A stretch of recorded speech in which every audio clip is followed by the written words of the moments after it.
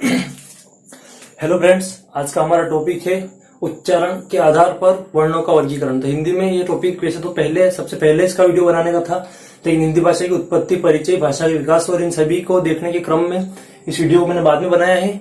तो ये सबसे महत्वपूर्ण कड़ी भी है हिंदी भाषा की। तो हम इसे देखेंगे कि उच्चारण के आधार पर वर्णों का वर्गीकरण। तो हम शुरू करते हैं। ये टॉपिक है हमारा उच्चारण के आधार पर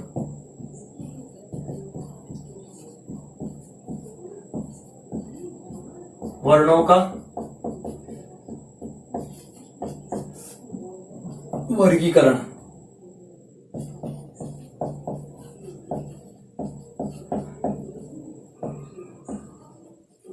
उच्चारण करते समय किस वर्ण के लिए कौन सी ध्वनि निकलती है, ये चीज भी हम इसमें देखेंगे। तो उच्चारण के आधार पर वर्णों के वर्गीकरण में हम सबसे पहले देखते हैं कंठ, दूसरे नंबर पे आता है तालव्य, तीसरे नंबर पे आता है मूर्धन्य, उसके बाद हम देखते हैं दंत, ओष्ठ्य, उसके बाद नासिक्य, कंठ ओष्ठ्य, उसके बाद हम देखते हैं दंतोष्ठ और दंतमूल। तो ये उच्चारण के आधार पर वर्णों के वर्गीकरण में हम 10 कड़ियों को देखेंगे। उससे हमें समझ आ जाएगा कि कौन सा वर्ण के उच्चारण के आधार पर किस प्रकार से स्वर निकलते हैं, किस प्रकार से ध्वनि निकलती है और कौन से स्वर किस प्रकार उच्चारण के आधार पर वर्ण का वर्गीकरण में आते हैं। तो हम देखेंगे, सबसे पहले हम देखेंगे कंठ का। तो जिस वर्ण के उच्चारण में हवा कंठ से होते हुए मुख के माध्यम से बाहर निकलती है उसे हम कंठ या कंठ का वर्ण कहते हैं, इसे हम कंठ भी कहते हैं। तो जिस वर्ण के उच्चारण में हवा मुख से मतलब हवा कंठ से मुख के माध्यम से, कंठ से होते हुए मुख के माध्यम से बाहर निकलती है उसे हम कंठ कहते हैं। उसके बाद हम देखते हैं दूसरे नंबर पर तालव्य। तो तालव्य में हम देखते हैं कि इन वर्णों के उच्चारण में हवा कंठ के ऊपरी भाग तालव्य से होते हुए मुख से बाहर निकलती है। तो तालव्य में हम देखते हैं कि तालव्य वर्णों के उच्चारण में हवा कंठ के ऊपरी भाग जो हमारे मुंह में तालु रहता है, तालु को स्पर्श करते हुए मुख से बाहर निकलती है, तो उन वर्णों को हम तालव्य कहते हैं। उसके बाद तीसरे नंबर पे आती है मूर्धन्य। मूर्धन्य में हम देखते हैं वर्णों के उच्चारण में वायु तालु के ऊपरी भाग मूर्धन्य से होते हुए मुख से बाहर निकलती है। तालु के मूर्धन्य जो है, तालु के जस्ट ऊपर कंठ आता है, सबसे पहले कंठ के ऊपर फिर तालु आता है, तालु के बाद आता है मूर्धन्य। तो मूर्धन्य से तो तालु के ऊपरी भाग मूर्धन्य से जो हवा स्पर्श करते हुए मुख से बाहर निकलती है उसे हम तालव्य वर्ण कहते हैं। जैसे कंठ में कौन कौन से वर्ण आते हैं, तालव्य में कौन कौन से आते हैं, मूर्धन्य में कौन कौन से आते हैं, इनकी चर्चा भी हम आगे करेंगे। सबसे पहले हम इनकी परिभाषाओं को एक बार देख लेते हैं। उसके बाद चौथे नंबर पर हम देखते हैं दंत। तो दंत में हम देखेंगे कि इन वर्णों के उच्चारण में वायु जीवा से निकलकर दोनों दांतों के बीच या दांतों को स्पर्श करते हुए मुख से बाहर निकलती। दंत से ही हमें पता चल जाता है कि दांत, तो दांत से सीधा अर्थ निकलता है कि मुख से हवा दोनों दांतों को स्पर्श करते हुए बाहर निकलती है उन वर्णों को, मतलब वर्णों के उच्चारण में। यदि हम किन्हीं वर्णों का उच्चारण कर रहे हैं और हवा दोनों दांतों को स्पर्श करते हुए मुख से बाहर निकल रही है तो वर्ण हमारे हो जाएंगे दंत। 5वें नंबर पर लेंगे हम ओष्ठ। मैंने इन सभी को सीक्वेंस में जमाया है ताकि हमको सही से समझ आ जाए। जैसे सबसे पहले कंठ को लिया है, फिर तालु को लिया, फिर मूर्धन्य को लिया। सबसे पहले कंठ आता है, उसके ऊपर तालु, तालु के ऊपर मूर्धन्य, मूर्धन्य के बाद हम दांत को लिया है, फिर होठ को लेंगे। इस प्रकार से हम सीक्वेंस में एक के बाद एक को देखेंगे। तो दंत का देख लिया। उसके बाद 5वें नंबर पे आता है ओष्ठ। तो होठ की बात होती है कि इन वर्णों के उच्चारण में मुख से होते हुए दोनों होठों को छूकर बाहर निकलती है। ओष्ठ में क्या होता है कि इन वर्णों के उच्चारण, जो ओष्ठ वर्ण है, उन वर्णों के उच्चारण में हवा दोनों होठों को छूते हुए मुख से बाहर निकलती है, उन वर्णों को हम ओष्ठ कहते हैं। और कौन कौन से वर्ण उन ओष्ठ की कैटेगरी में आते हैं उनको भी हम देखेंगे। उसके बाद 6 नंबर पे हमारे आ जाता है नासिक्य।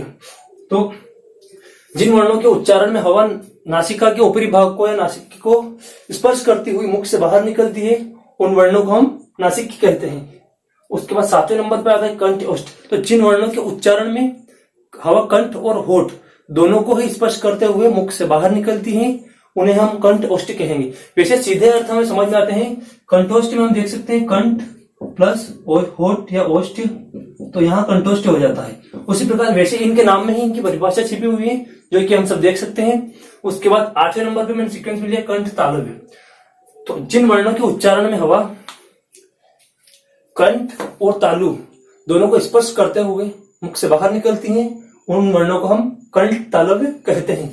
9वें नंबर पर हम देखते हैं दंत औष्ठ्य। तो दंतोष्ठ में हमको पता चलता है दांत प्लस होठ।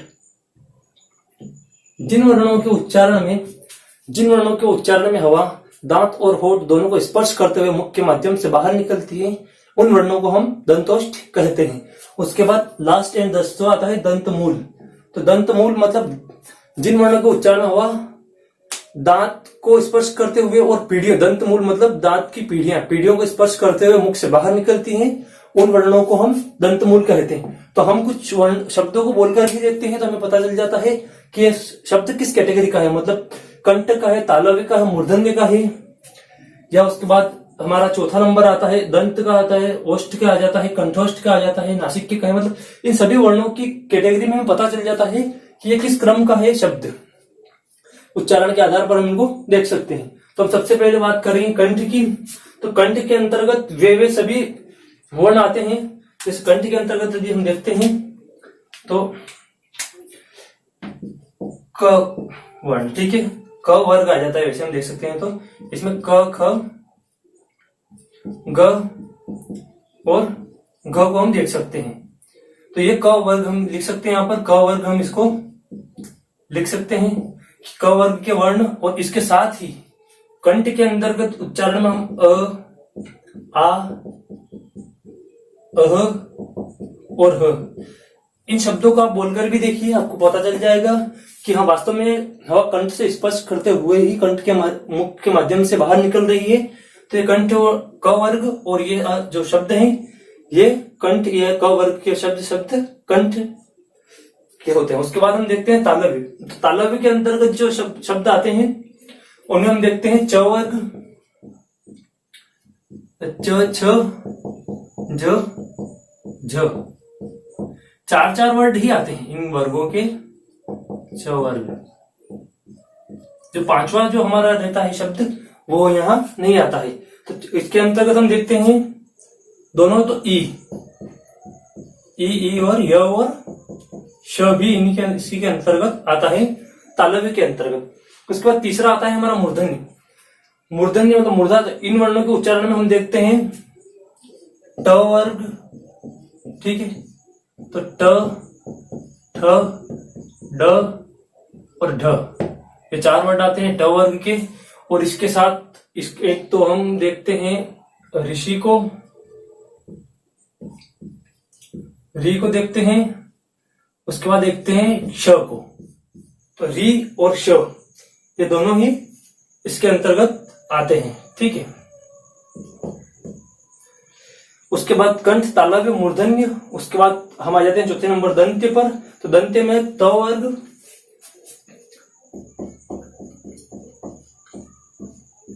त वर्ग में त, थ, द, ध और स, ये सभी त वर्ग के अंतर्गत ही आता है। तो यहां तक हो गया। उसके बाद हमारा छठा आता है, हमने लिया था नासिक को। तो हम नासिक में देखेंगे कि कौन कौन से वर्ण आते हैं। तो नासिक के अंतर्गत आने वाले हम वर्णों को देखते हैं। तो नासिक की बात करते हैं हम यहाँ पर। तो नासिक में आता है हमारा अम, जो ड आता है च वर्ग का, जो न आता है ट वर्ग का, उसके बाद जो न आता है त वर्ग का, और एक और म आता है प प ब ब म। तो यहाँ हम नासिक में देख सकते हैं। अगर एक सीक्वेंस जमाते हैं तो सभी वर्ण हमारे आसानी से हमको याद रह जाएंगे कौन किस वर्ग में आता है। न आता है, सबसे बाद अम आता है, उसके बाद न आता है जो च वर्ग का है आखिरी वर्ड, ये ट वर्ग का है आखिरी वर्ग, ये त वर्ग का है, ये प वर्ग का है। तो चारों ही वर्गों के अंतिम वर्ड हम नासिक के अंतर्गत देखते हैं। और उसके बाद हम देखते हैं 7वें नंबर पर कंठोष्ठ। तो कंठोष्ठ में हम देखते हैं एक तो ओ को, जिसमें डबल मात्रा लगती है, और उसके बाद देखते हैं हम आ को। ये दोनों ही हमारे कंठ और ओष्ठ, दोनों ही कंठ और ओष्ठ दोनों से निकलने वाली ध्वनि से बनते हैं, ठीक है। उसके बाद 8वें नंबर पे हमारा आता है कंठ और तालव्य। तो हम देखते हैं कि कंठ तालव्य के अंतर्गत कौन कौन से वर्ण आते हैं। तो हम बात करेंगे कंठ तालव्य की। तो कंठ तालव्य के अंतर्गत हम देख सकते हैं ए और ए, जो हमारे दोनों जो ए हैं ये आते हैं कंठ तालव्य की कैटेगरी में। उसके बाद नवा जो हमारा है वो है दंत औष्ठ्य। तो दंत औष्ठ्य में हम देखते हैं कि कौन कौन से वर्ण आते हैं, दांत प्लस होठ के उच्चारण से कौन कौन से वर्ण हमारे निकलते हैं उनको हम देखेंगे। तो दंत औष्ठ्य में सिर्फ एक ही वर्ण आता है, तभी मैं भूल रहा था, एक ही वर्ण आता है और वो आता है व।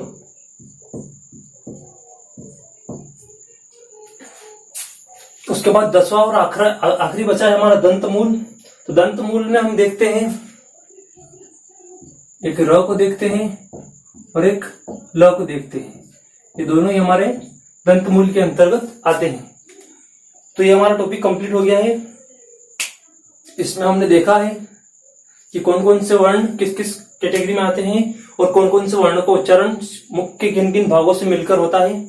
तो हम यहाँ देखेंगे, कोई छूटा तो नहीं है। हमारा कंठ हो गया है, तालव्य हो गया है, मूर्धन्य हो गया है, दंत हो गया है, औष्ठ्य हो गया है, नासिक्य हो गया है, कंठोष्ठ्य हो गया है। उसके बाद 8वें नंबर पे आता है कंठ तालव्य और 9वें पे दंतोष्ठ्य आता है और दंत मूल। तो ये हमारे 10 ही जो उच्चारण के आधार पर वर्णों के वर्गीकरण करने वाले टॉपिक थे, ये सभी क्लियर हो चुके हैं। तो इसके बाद आगे का जो है वो हम अगले वीडियो में देखेंगे। आज के लिए पर्याप्त है।